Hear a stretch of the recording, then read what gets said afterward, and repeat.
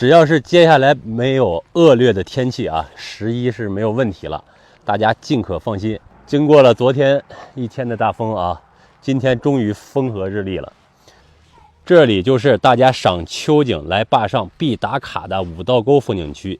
五道沟风景区啊，也叫乾隆行卫驿站，是乾隆皇帝来围场打猎休息的地方。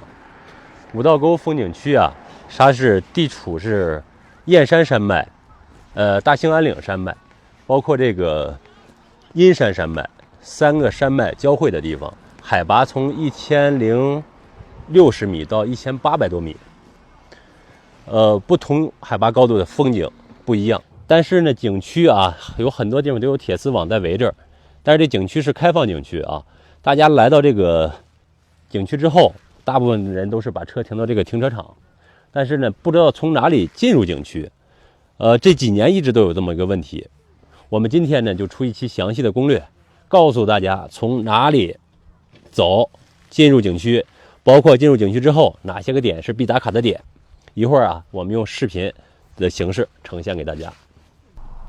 咱们从五道沟这个停车场啊出来之后，镜头往前照，看到写着国家1号风景大道这个立柱这个牌子之后是右转，右转完往前走大概其实不到100米，然后还有一个路口右转就进入这个五道沟风景区的入口了。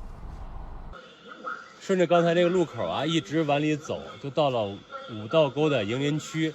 前面啊有这个防火大杆，大家呀车上不要携带火种，到这个小屋子里边去做个登记，就能继续往里走了。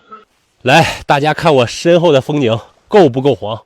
从五道沟那个沟口进来之后，沿线左右两侧都是这样的美景。路上啊停车不太好停，大家停车的时候啊一定要注意安全。这太阳出来了，这块好看。太阳出来，我爬山坡。大家沿着柏油路一直到山顶啊，然后看到镜头给到这个牌子的方向啊，一个是望火楼方向，一个是龙潭沟方向。第一步呢，到海拔最高点，先去望火楼，沿着这个柏油路继续走。柏油路的前方啊，那个上高点的时候，那个盘山道特别多，一定注意行车安全。然后去鸡冠山和龙潭瀑布，下了望火楼之后，沿着这个路口往这个方向走。这个镜头前啊，这个位置就是五道沟山顶龙潭沟方向鸡冠山。